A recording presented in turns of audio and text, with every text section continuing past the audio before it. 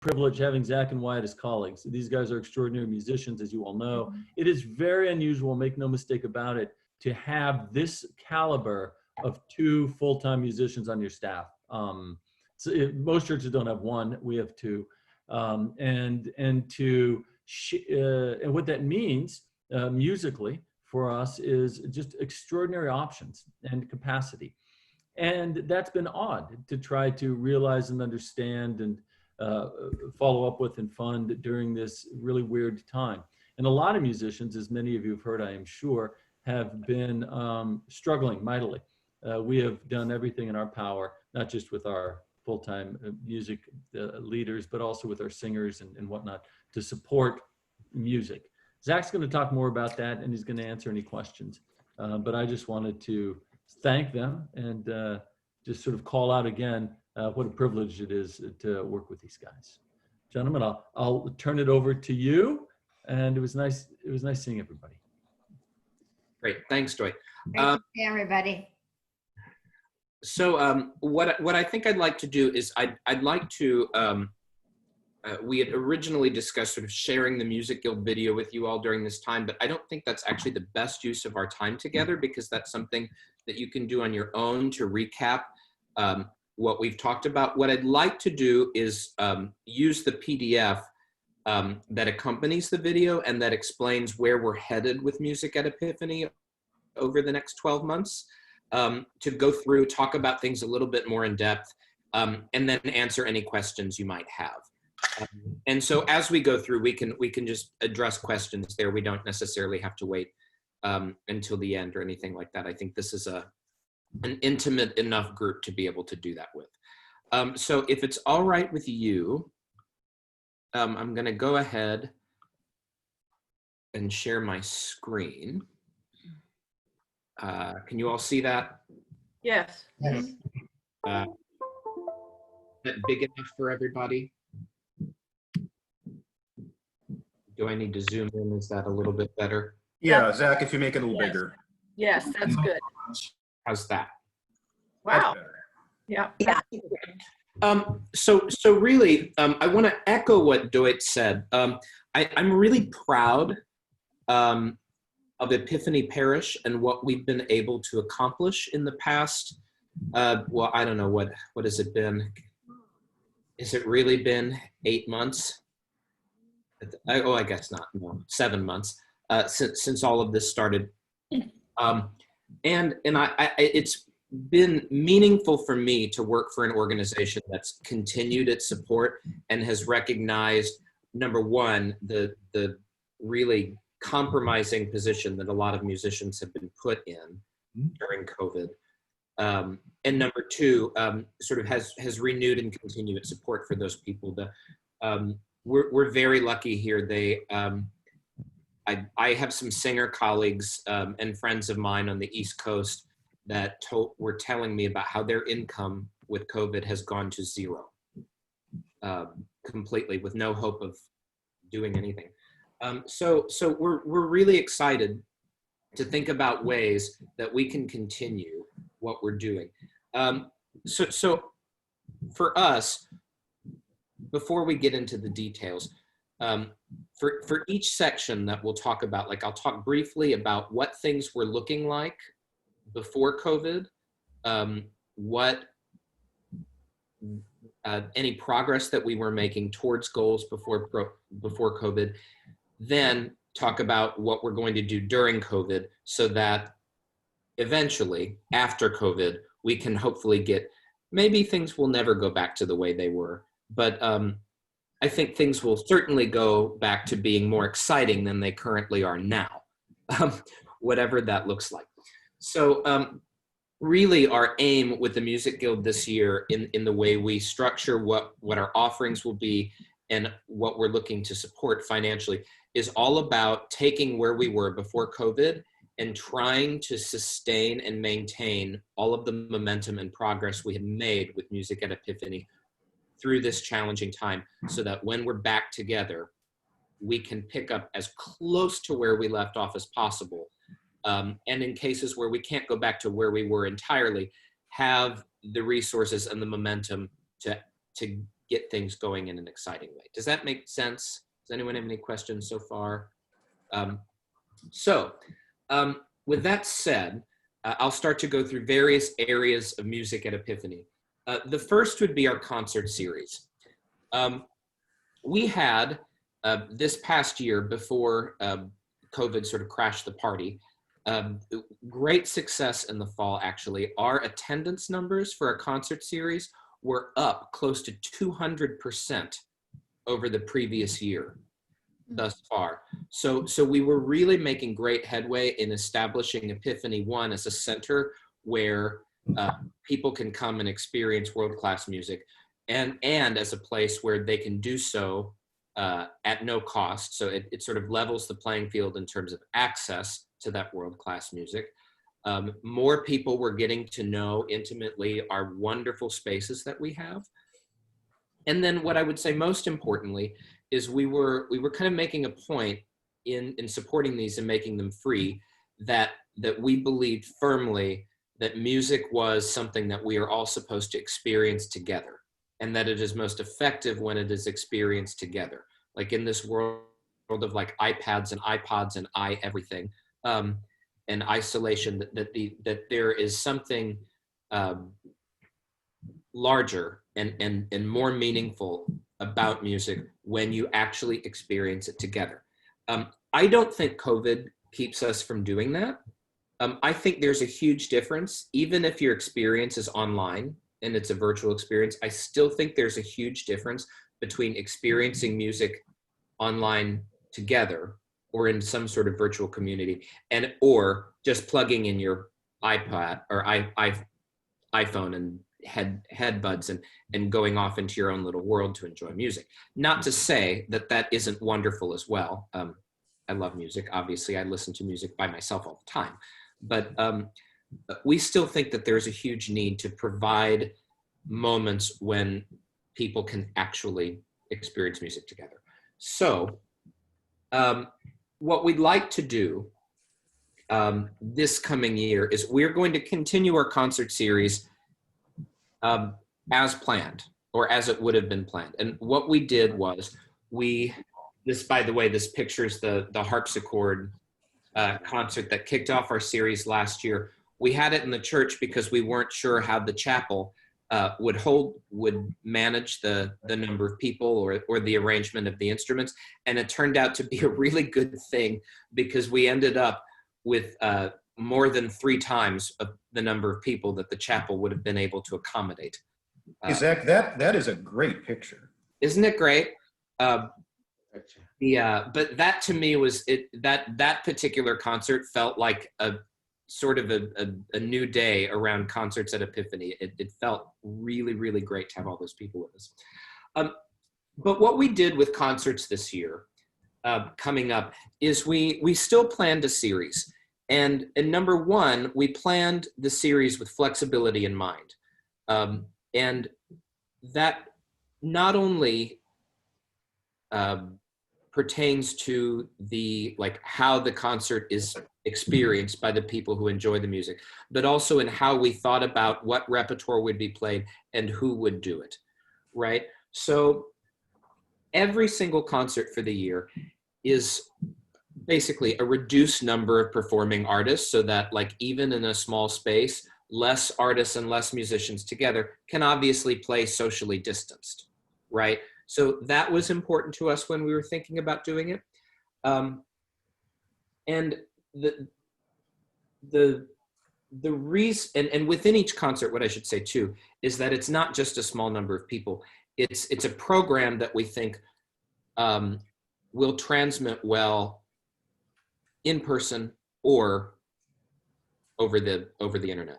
And the idea is that because we don't know where this whole COVID thing is going, right? Right now, we are not as far along as we'd hoped we would be. In the best possible scenario, we would have a vaccine by the end of today, and we'll all be inoculated by tomorrow, and we'll be going to church next week. I doubt that's even possible or reasonable. But the whole point is whenever we do get to that point, even if gradual, we wanted the plan to be able to be flexible enough to enable us to transition to in-person concerts again without having to worry about without having to think about how we're going to socially distance performers and all of that, so that we weren't going to have to just reinvent the wheel every time we make a shift in how we go about keeping each other safe. Are you all with me? For example, the first two concerts, does this work? I highlight stuff. You can also... This concert they're going to plan to do right next year. Yeah.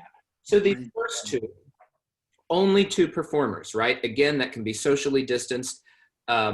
If we get to a point definitely not by October, but by November, I don't know if we can have safely 10 people attend the concert. Maybe, we don't know, but regardless, they will be virtually live streamed. And with the new AV upgrades that are happening in the church and that are about to be put into use, we'll be able to do a lot more of an interesting job in the way that we transmit these performances over the internet. Like we can get some more interesting camera shots. It might actually be, I hate to say it, more interesting because we might be able to give you close-ups of the violinist's fingers in ways that you wouldn't get in an in-person concert. I might kick myself for saying that later, but it actually could be really cool. I mean, these new cameras that we're going to be able to use for these are amazing pieces of technology. The zoom features on these they're called pan tilt zoom cameras, PTZ cameras. Like, I mean, you could get like the performer's manicure from across the room. I mean, they're truly amazing cameras. So that's going to be a big help for us. But these first two concerts, only two musicians, and we went with the same violinist. One, it'll be super interesting. Ingrid Matthews, I don't know how many of you are familiar with her. She is phenomenal. But what's truly phenomenal about her is her versatility as a musician.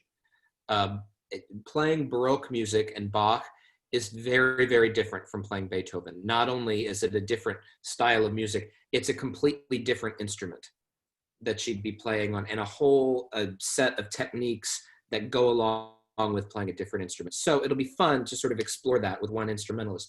But number two, by using the same instrumentalist for both concerts, that gives us a level of added flexibility, someone that we have a little bit more of a relationship with, that if we need to schedule things a little bit differently or do something again, it's someone who knows us, we know her, and we have sort of an extended relationship with her this fall, so that as we kind of figure this out in the fall, it's someone who's flexible, knows what we're doing, and we can therefore kind of have the flexibility to make that all happen. Same thing with the following. Oh, was there a question? Yeah, well, Zach, this is Alice Foreman. Hey, Alice. One of the things that Ingrid is world renowned.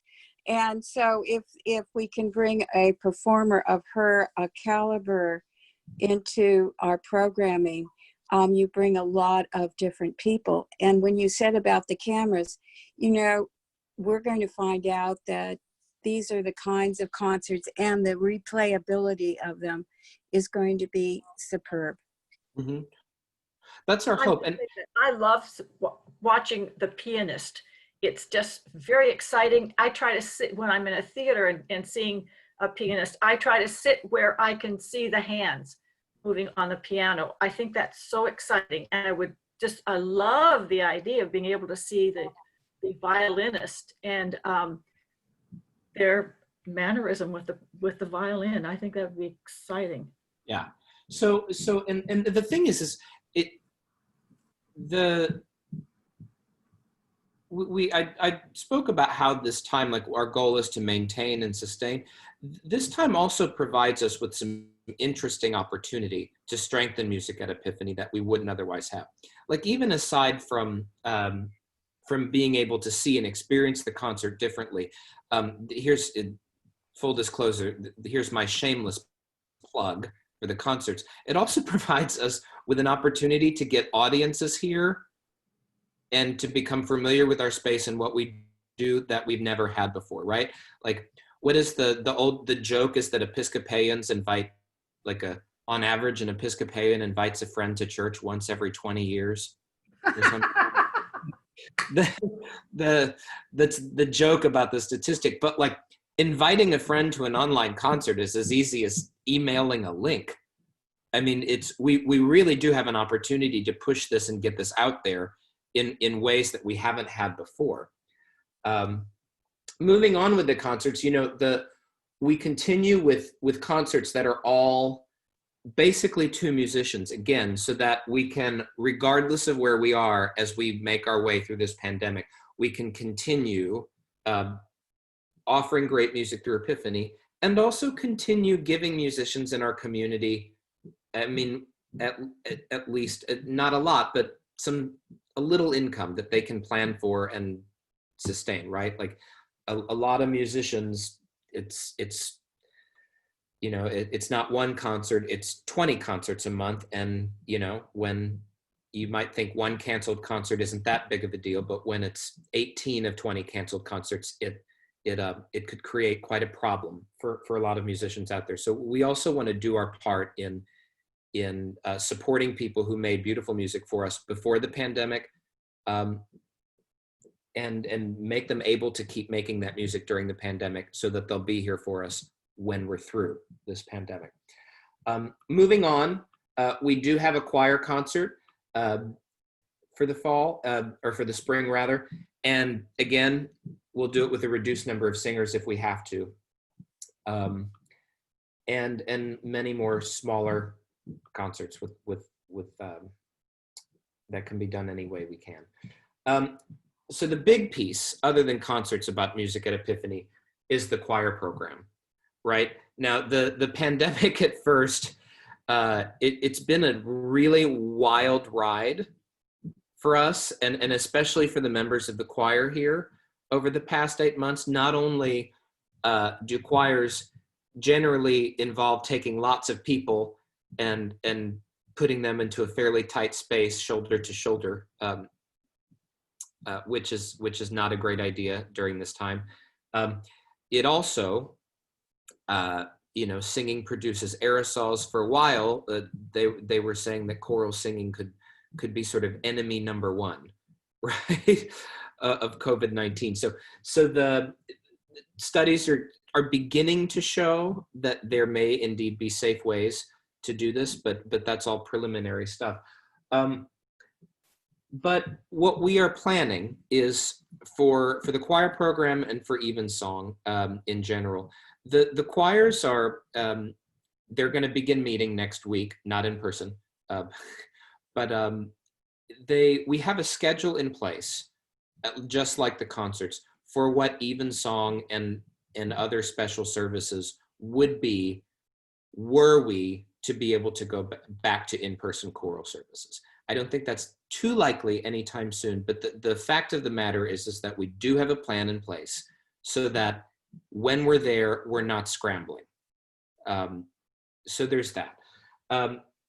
In terms of the choir, in the meantime, just because we can't sing together doesn't mean that we cease to be the Epiphany choir. The choirs have been doing happy hours all summer, but starting next week, we are having our first choir Zoom rehearsal.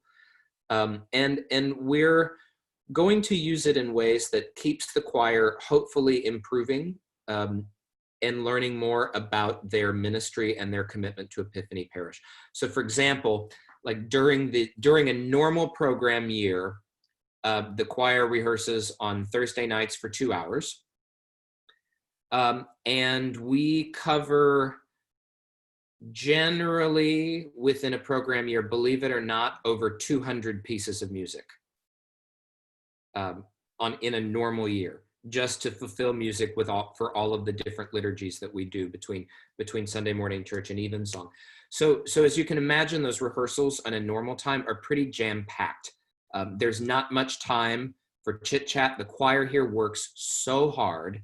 I can't tell you enough how hard they work on Thursday nights. But there's also not a lot of, because we're going through so much repertoire, you know, there are times where we wish we could dive deeper into some subjects of interest that we can't. So we're using this time as an opportunity to actually spend some time with the choir, strengthening our commitment and our knowledge around like various aspects of Anglican church music and what it means to be a choir in the Episcopal Church and what our tradition is all about, right? Like the choir may be very good at singing psalms, but this actually affords us an opportunity to really dive in around the history of psalm singing with the choir and get the choir to like an opportunity to understand their tradition in the way they haven't before.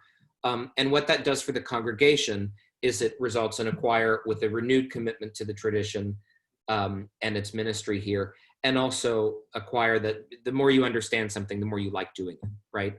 I firmly believe that that'll translate to how well the choir leads liturgy when we're back in person. In terms of evensong, our first streamed evensong service with a quartet of singers will be next Sunday at 5 p.m. And for the rest of September, we're going to do evensong every Sunday, but starting on September 27th and onward, evensong will be live streamed on Sundays, Tuesdays, and Thursdays for the rest of the fall. So I do hope you'll take advantage of that. Evensong was a priority that the Music Guild had identified we thought it could be a real potential strength of Epiphany Parish in terms of our contribution to the sacred music landscape of Seattle, right? St. Mark's Cathedral does Compline, right? They're like St. James Cathedral has their concert series and has a big Taizé service. We wanted to sort of, Epiphany could take its place with evensong. And that could be a place where we could really shine because we have a wonderful choir who's capable of singing evensong. And also just with our service schedule, it seemed to be a natural fit. So last year before COVID, we'd sort of increased the number of evensongs that we were singing. And we saw our attendance go up at evensong last year, even as we increased the number of services, right? Like generally, if you offer something less, right? People who really like evensong, if it's only offered once every other month, they'll probably make an effort to go because they know they can't go again. When you start to offer some services more frequently or opportunities more frequently, sometimes you see those numbers go down because people know that that opportunity is going to be recurring shortly. So we had increased the opportunity and actually saw our numbers go up in terms of people attending evensong. So we really want to keep that going this year.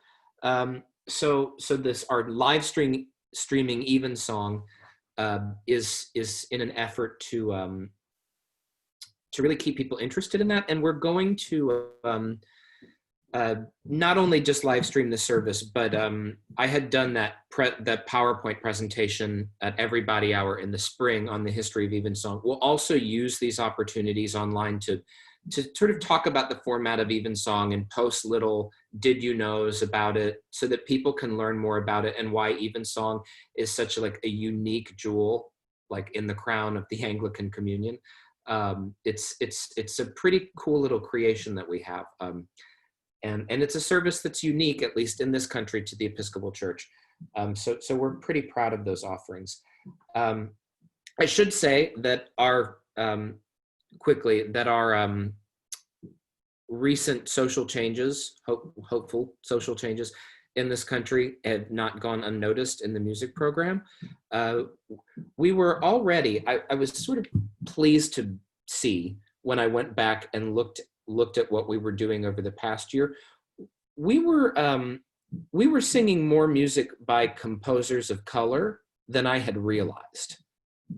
So I was proud of that, but we want to do a little bit better on that subject. So just as an aside, we have programmed repertoire for the year with a little bit more diversity in mind going forward.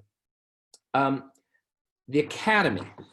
That's a big new initiative here, ably led by the incomparable Reverend Dr. Wyatt Smith. He's not an actual priest, but I do think he is very reverend in general. So the Academy, he had gotten the Academy off to a great start, and then COVID happened.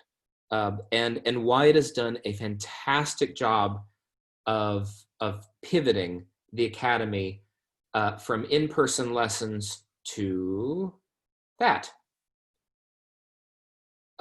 It's been pretty cool to see that there have been several, like on the most, Wyatt, can you tell me what percentage of Academy lessons are online right now? All of them. All still. What?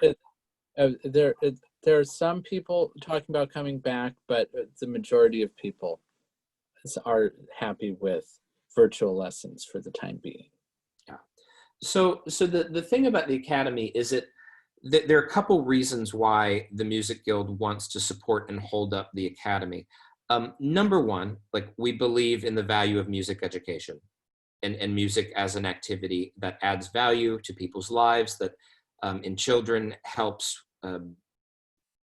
with making connections. It helps with math. It helps with critical thinking skills. I mean, there are all sorts of reasons why the study of music is important. And just because we're in a pandemic doesn't mean that the effects of studying music go away, right? Like, it's still an equally valuable thing to have someone studying music during a pandemic. You still get the same effects on your mood and your same effects on the way you think and on your brain. So there's that. There's the value of music. Number two is that we believe that value should be equally accessible, right? Like, I mean, where I grew up personally in my world, I was lucky enough to grow up in a household that could not only afford to pay for piano lessons every week, but for me, I was an organist too. So my parents were paying for one piano lesson a week, one organ lesson a week. Then they bought the grand piano, right? And then, in addition to all of the financial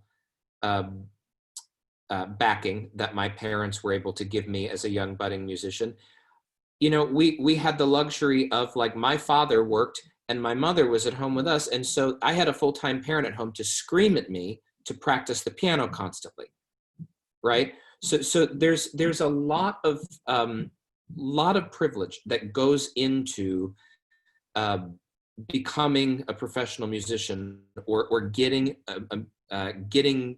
your musical skill to a super high level.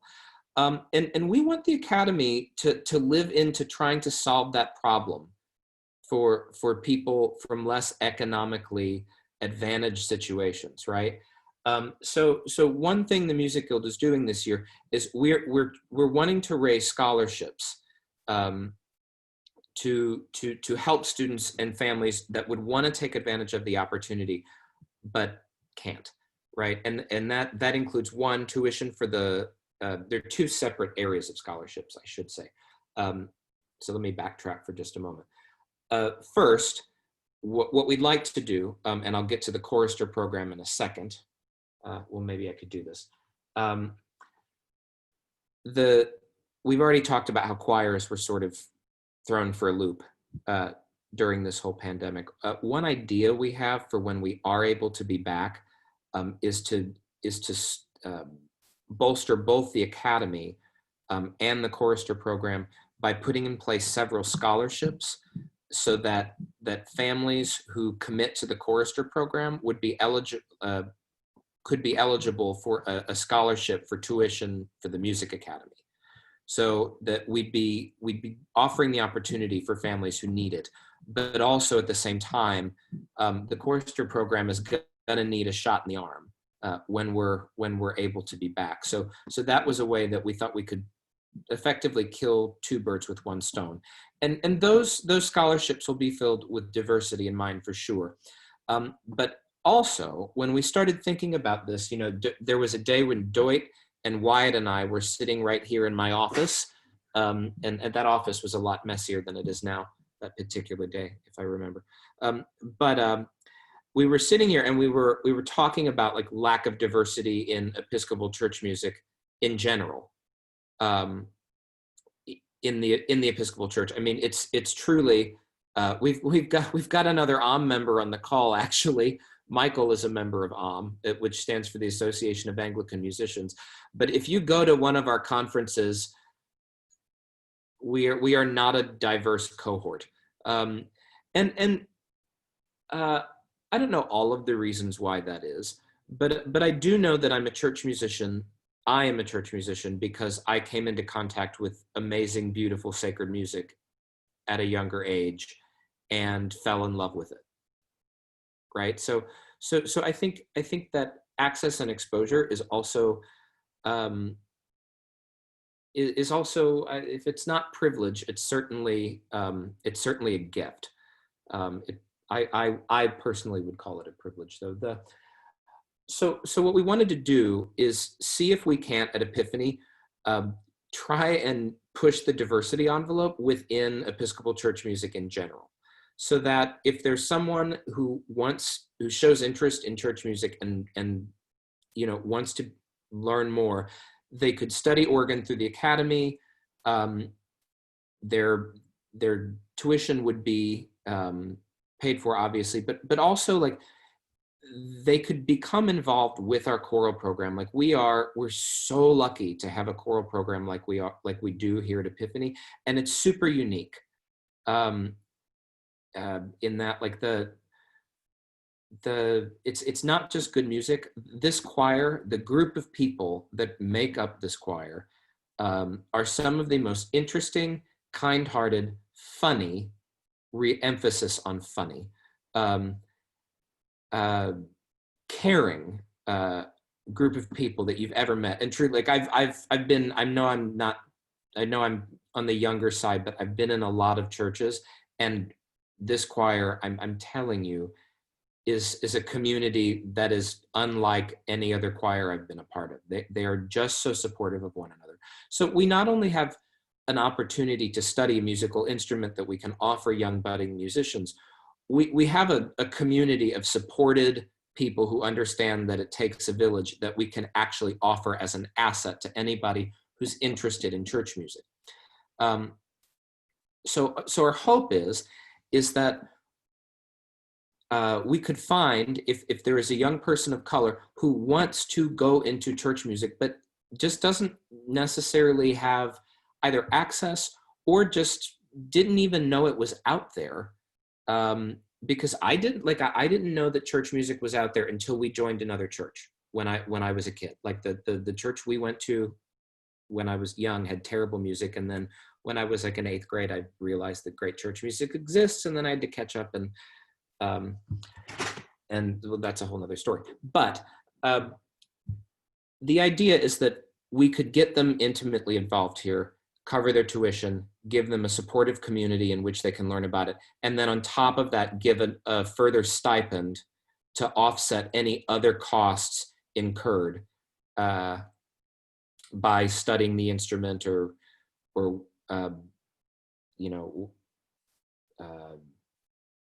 furthering a career or an interest in music, right? Like, because music, again, it's not just the lessons in the instrument itself, it's the actual music as well. You'd be shocked at how expensive scores are too. So we want to be able to offer that opportunity if we can. The last thing I'd like to say about the Academy is that the Music Guild views the Academy as a significant cog in the machine of what we're trying to accomplish in terms of making Epiphany a center for good sacred and classical music. The potential for the Academy to connect us to various organizations in the area musically and other individuals in terms of outreach and networking is huge. I don't think it could be understated. And Wyatt's doing a fabulous job, but like any venture that's similar to this, it relies a lot on word of mouth and on network. So the Music Guild is doing everything we can and will be doing everything we can to support Wyatt in growing this Academy, because we believe it is going to be an amazing thing for Epiphany moving forward. We also need your help. right? Like, I love, it's not the only thing I hope you take away from this, but if you could take away a thing from this, I'd ask that you think about ways that you might be able to support the Music Academy, right? Like, you know, you might not have a child that needs piano lessons, but you might have a grandchild that could benefit from piano lessons, or your neighbors might have a child. So you really, you know, it's really, if you know a child, there is someone who you could pass on information to. In fact, music education is also for adults too. So it's really, if you know a human being, which I think most of us do, you know, it's something that I'd really like to commend to you. Like, think about who you might be able to send this information to. I mean, I've already done it to friends that I don't know if they've acted on it, and I don't know if they will, but like, raise your hand if you've had a conversation with a friend during this pandemic about how are you passing the time. Like, right? I mean, like, we're all coming up with ways to reinvent ourselves, and projects and things. Like, John, you can only organize your silverware once, I hope. But you know, so like, keep that in your back pocket. Like, hold that as an opportunity when you're having that conversation, like, oh man, I'm just running out of things to do. Or if someone's complaining, man, I'm way too busy, you could still suggest, well, maybe you should slow down and focus on one thing, like learning an instrument or something. I mean, it's a great suggestion, especially during COVID. So if you could help us with that endeavor, I'd really appreciate it. So to recap, oh, this is the choir, by the way.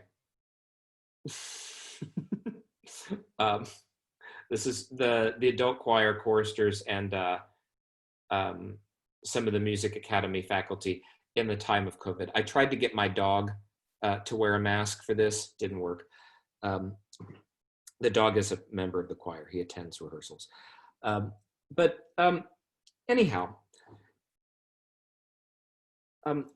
we think music at Epiphany is important. It shapes our common life together. It did before COVID. I still maintain there is nothing quite like experiencing music together as a community, much less singing a hymn together. And in order to ensure that this is there when we're all back, we need to sustain this. So like, your support of the Music Guild will help us with that, right? And that support, we need, frankly, just to state it plainly, we need financial support, right?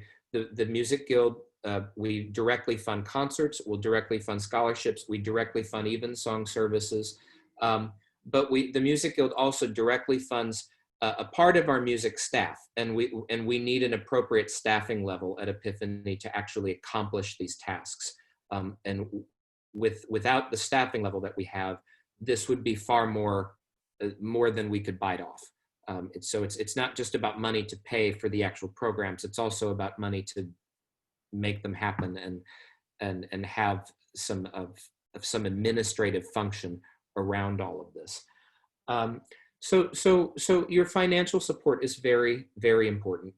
But I would also say that your spiritual and your enthusiasm is also a very valued way of supporting this, right? Like, 30 people can create excitement over an endeavor much more effectively than one person can. So I'd ask you all to consider ways, like, you know, in which you can support what we're trying to do with Music at Epiphany. Like, music has been a dependable strength of this parish. It still is, and over my dead body will it not be, going forward. So I thank you for allowing me to talk at you and present a lot of information over the course of 30 minutes. But I hope that you will take some time either after this call or later on today to go through this document a little bit more closely if you haven't already, to look at the Music Guild video appeal. It's got some wonderful footage of Doit talking about why music is important to us spiritually. And also the video includes a performance by a fabulous cellist, Seyun Thornsdottir, who would have performed at the gala this year had we been able to have it. But I actually think it's super cool to see someone of her caliber perform from her living room. It's sort of like, for me, it's like, you know, when you were little, like, it's like seeing your teacher at home or out at the grocery store or something like that. You realize these people you idolize are real people too. For me, like watching her perform in her living room was kind of like that. I thought it was super fun. But so after this call and after we're done with this time together, I'll send you all an email with links to both this PDF and also the video and the a link to where you can give as well. Let's see here. So, I mean, does anybody have any questions that I can answer? Camille.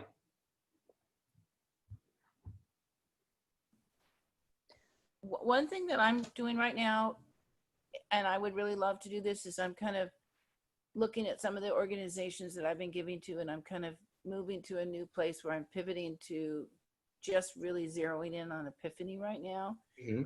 And so I'm wondering if there's a way to do an ongoing gift to Epiphany's Music Guild that might be kind of small. Like, you know, I do KUOW, I'm a evergreen sustainer, probably 15 a month, but just something like that that would really sustain you. Signing up for something like that, I would love to do that, and I could see just doing that over the years. Mm-hmm. Oh, we actually have several people who do that currently. Okay. And they do that by either sending a good old fashioned paper check.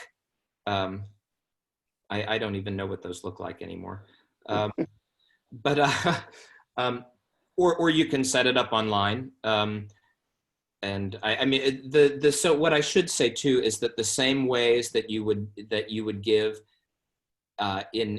on any other topic to Epiphany are also options for giving to the Music Guild. You can give once, you could spread it out over multiple gifts. You can give stock. You know, all of the options that exist for you in ways to structure your support also exist for the Music Guild.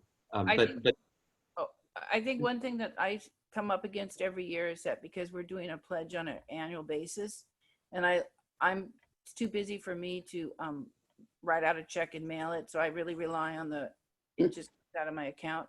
Every year I have to reconnect to doing that, and if this was something that wasn't based on that pledge but just was ongoing, like I'm giving to KUOW over the years, I think that would really, really be helpful. Gotcha.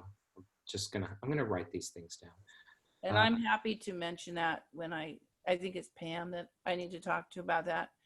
And the other thing that really struck me and I never heard before, but I really love it, is the meeting together, like having music to listen to together.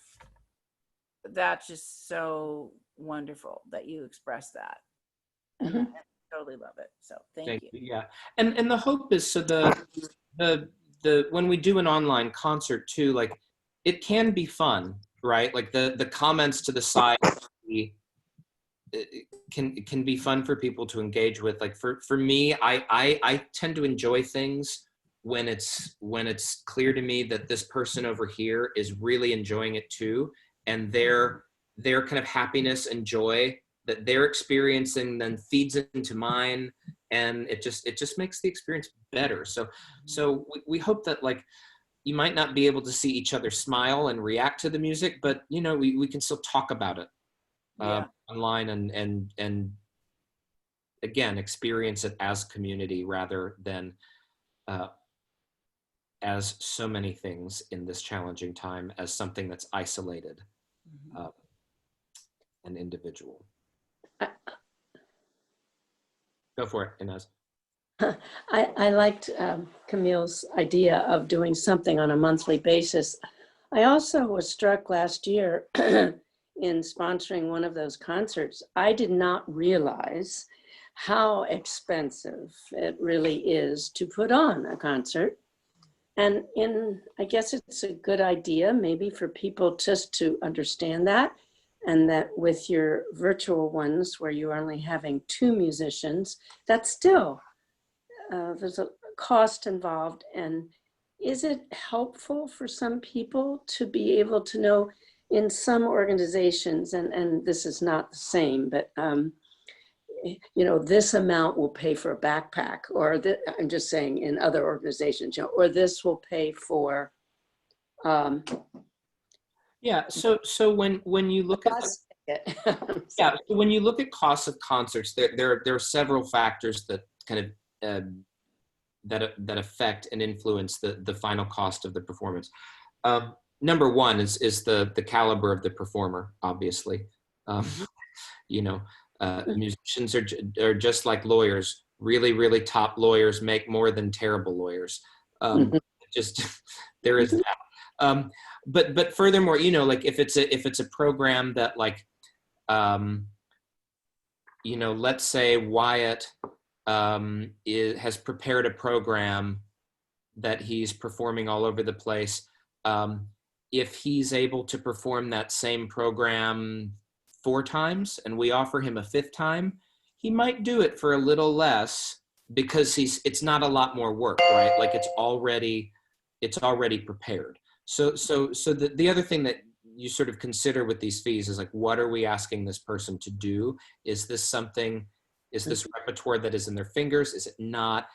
But even with that considered, it still has to be a fair use of their time, right? You know, sometimes I think people look at like if a musician makes say $1,000 to play an hour-long concert, they're not really earning $1,000 an hour. There were probably, you know, at least 100 hours that went in to practicing that music to get it to that level. And then in addition to the paying the musician, there are other costs as well, right? Like in non-COVID times, the programs have to be printed. The piano has to be tuned, which, you know, having the piano tuned just before a concert, times that by 10, that starts to add really fast. The piano still has to be tuned during COVID. I don't think anyone wants to listen to an out of tune piano over the internet. That's true. You could Google that if you wanted to hear that.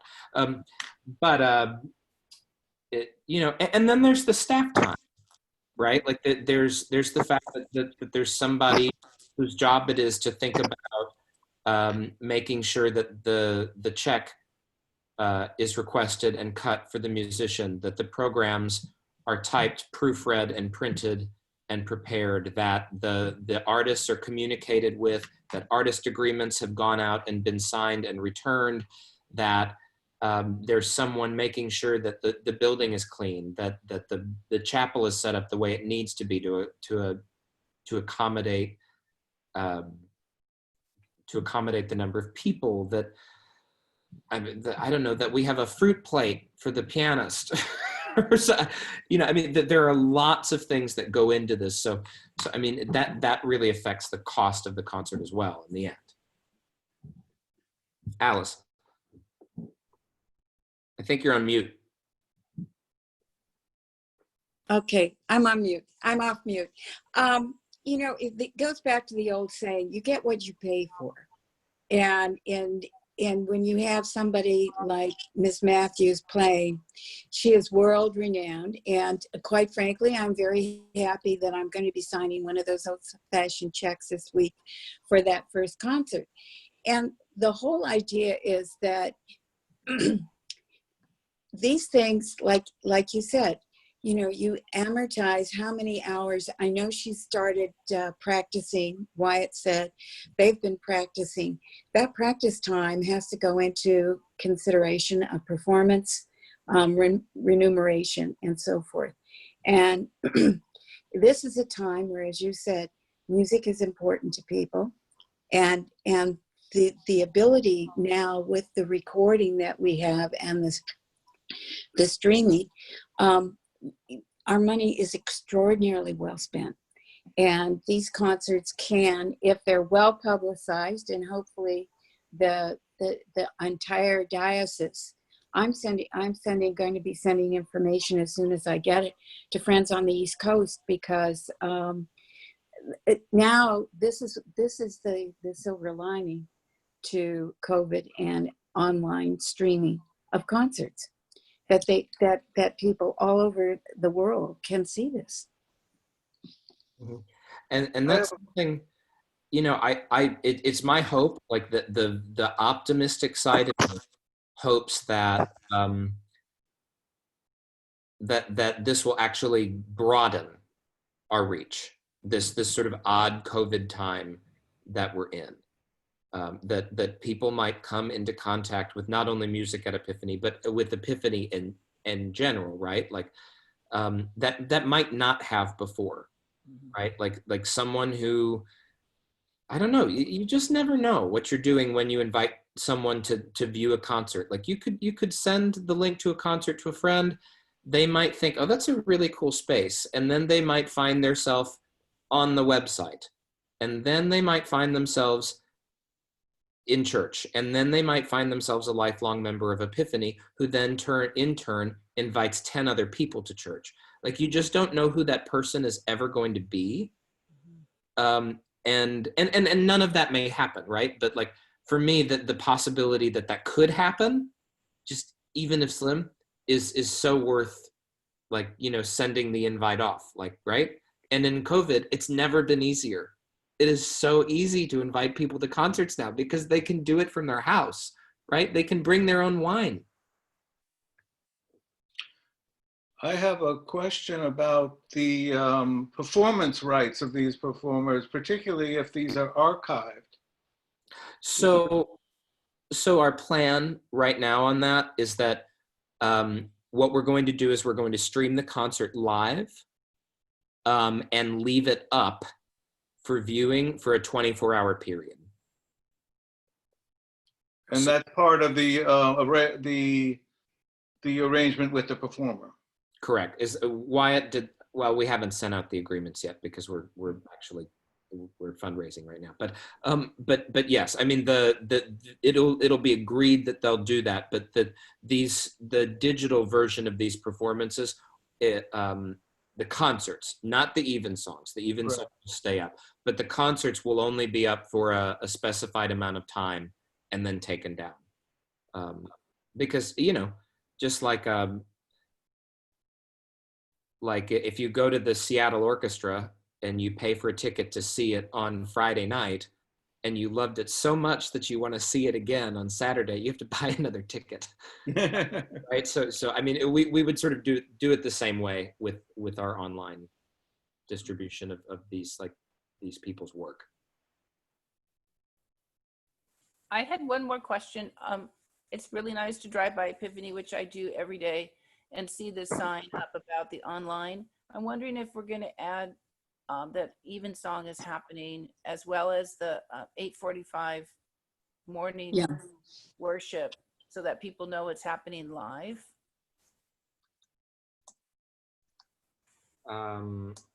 We should actually. That's something I think that may be that's an oversight on my part. Like I often forget that's there. Okay. I sneak in the back door. Yeah, and I drive by it every day, and I'm always thinking somebody's seen this who's never seen it before. And the church is so beautiful from that perspective.